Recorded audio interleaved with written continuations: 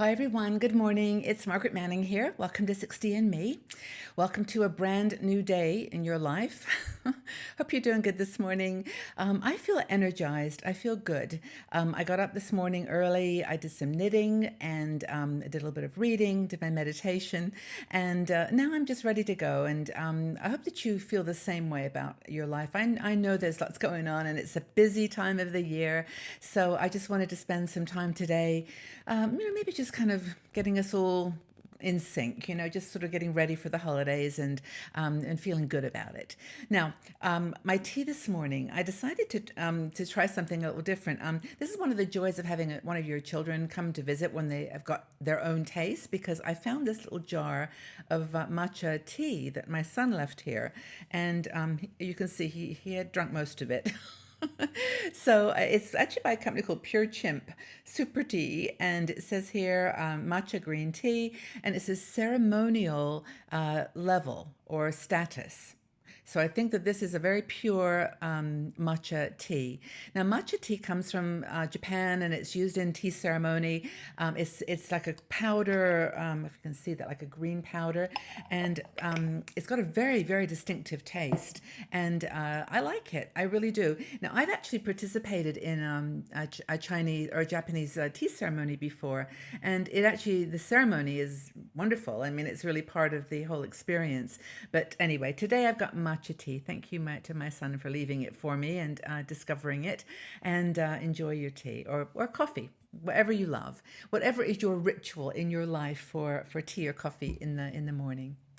So anyway, are you all ready for the holidays? I don't mean to kind of go on about this, because I know everyone's got sort of their own kind of points of view about this and how they deal with it and how they, kind of brace themselves for the just the numbers of people on the streets and the energy and the consumerism.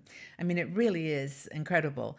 And the holidays can be stressful really at any age, in fact, maybe even more so when you're younger. But as you get a little older, there's shopping, different events, concerts, family events. There are, the Christmas caroling and just all the little things that you do around your house to decorate. Maybe you put lights up still. I stopped doing that many, many moons ago. But, where there's just lots going on. You may be traveling. You may be trying to finish up a few crafts projects that are going to be your holiday gifts, and there's just a lot going on. So, Robin Griffiths, one of our bloggers, wrote an article about surviving the holidays.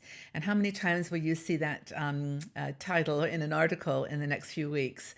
But I think it's more than surviving the holidays. It's really about enjoying and finding ways to get control of your life again. Find ways to get control of these busy things that are impacting you from all sides. How do you, go into town at a time of the day, for example, when it's not that busy? Can you find ways to maneuver the reality of the holidays and enjoy it? I mean, honestly, if you don't like the holidays, then just stay inside and be at peace with that. Because if you're going out this time of the year, you're going to face it: the lights, the cameras, the action. So. Robin gives a couple of interesting ideas. One I found kind of I didn't think about it until I read it, about choosing like the four things in life. Now she uses it for other things, like other challenges that she faces. She like to do four things. Like, for example, she's trying to downsize. So when you go out to shop or whatever, you think about the four things: something you want, something you need, something you'll wear, and something to read. So those, she's allowing herself those four things. And maybe that's a way to kind of, when you go out into the world, to think about your shopping. Today, I'm going to get those four things for these four people, or for this event, four ingredients that I need, and just keep that like as your compass, your North Star. But anyway, she talks about how you can apply this to other events around the holidays, and one of them, of course, is social gatherings. And that is, just friends ask you to come on over, or perhaps you've got a more formal party for work, or you've got, your friends get together every year for a big, party, big Christmas or holiday party. And, I think it's like choose if you want to choose four things that you're going to do. You're going to do a work dinner. You're going to go to a concert. You're going to do the Christmas caroling at the local theater or the local mall. And one more thing, you're going to have people over for dinner. And maybe that's the four things that you do. Somehow, yes, we're just using guidelines here. You can do five or six or seven. But four is kind of one of those numbers that you can manage. And that's the whole point of this.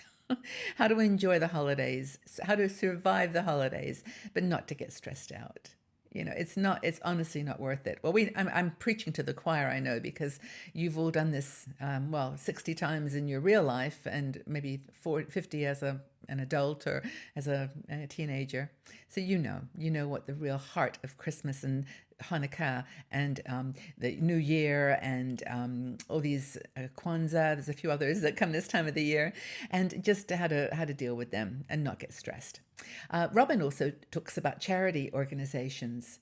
This is the time of the year when it feels good to give. It's really for everybody to give of your time and your experience, your wisdom instead of gifts, or maybe along with that. Maybe choose four things that you're going to do this holiday period that just give you a sense of giving, but don't make you feel pressured. That's the thing.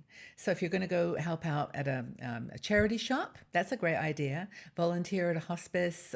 You're going to, I don't know, you're going to go to a community charity event, a local market. Try to think of those things that you really, really want to do. Speaking of which, we've got a market coming up in Lucerne. I think it starts soon, and I want to go to that. So that's number one on my list. I just love craft markets. I love what people come up with, the creative spirit.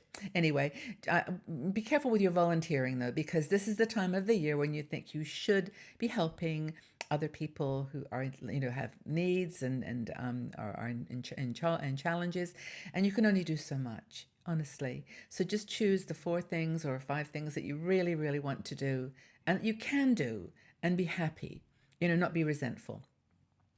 Another thing that Robin talks about, which is a big one for all of us, and especially for me this year, because I am traveling to the UK to visit my son and grandson, is that we have families that live away from our home.